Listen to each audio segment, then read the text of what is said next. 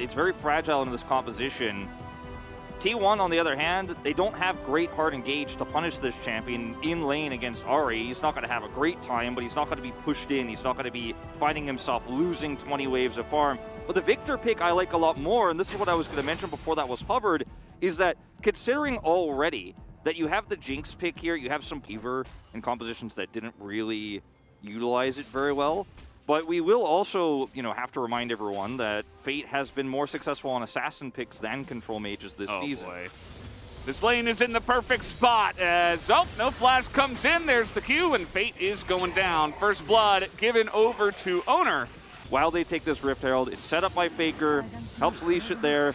As it is 4v3 at the moment, Fate stuck just farming under the mid turret, so 0 in kills, right? Because Kwangdong are kind of giving a lot away. They are avoiding. Bro, that's where you're really feeling great, but they just don't have enough prior. They don't have that bottom turret anymore, so it will go the way of T1. I want to talk about Victor's item here too. He went for the crown of the Shattered Queen, which we haven't. Get the objective and just back away. Faker over the wall. He's very proactive there. A huge shock blast into Keen as well, and there's the root as over the wall goes Keria to his death. Maybe a little item randomins. It's kind of been met with a lot of raised eyebrows. I'm not really sure about it myself, how much compared to something like a Lock of the Iron Solari. But it's going to make Keria actually a really tanky engagement. They're like, okay, 5-man, we're going to go in, we're going to take this. They will, absolutely, because it's 2v1 here. They're trying to get on top of Fate. The crown is down. Do they have the damage, though? Keen comes in with his own teleport. Still has Cask. As now they're going to engage on a Hoyt, who does have to flash away, and Faker is teleporting away, but Keen is just going to throw a big old barrel on top of him, and down he will go. Man, T1 are really overextending in this game so many times. Again, for you, and Kwangdong Freecs, 2 Drake advantage right now. They do have okay turn, but not the best, and this is incredibly early as a huge Solar Flare does come in onto 2. Keen is going to be kited back. In goes Faker, and he takes him out and gets out again. Not powerful enough just yet to win a scrappy fight like this. Fate. He's playing with fire here as the engage comes in. In goes Keria, and down will go Fate.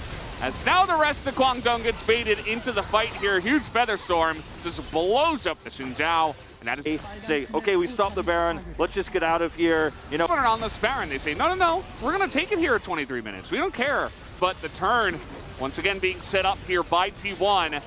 The damage is going in. There's the rocket onto Owner. This is going to be close, but Elam's not able to get in. He gets charmed as the engage goes down, but the Devour is there once again to save Faker, and this is going to be a massacre.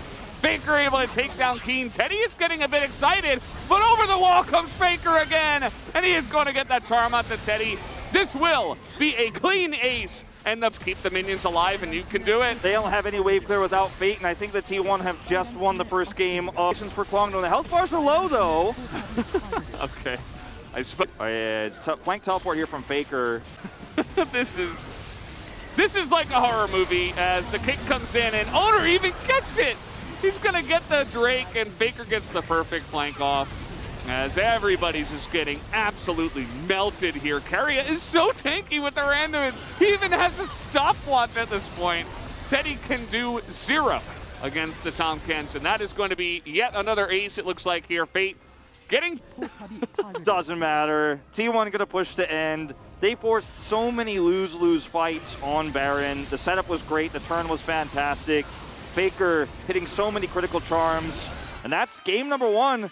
In very clean fashion, going over to the side of T1. Kwangdong Freecs playing the early to mid game incredibly passively. And and they ended it this fast. You have to know as T1 too, in those fights, in those setups on Baron, that you absolutely can win the turn. Because if you do start the Baron and fail the fight and get the votes, he will pick up, because I think this was one of the easiest POGs we've ever had to vote on. Not that I get to vote on it, but he was just amazing this game. Still not. I have to throw it in there. No, I know. People, it's ridiculous. Media! I know, that was a good owner. Yeah, it's exactly right. Owner, this is not a media Keck W. No, Get no, your no. Keck W's out of the chat. Give a media Giga Chat in there, because that is a great vote.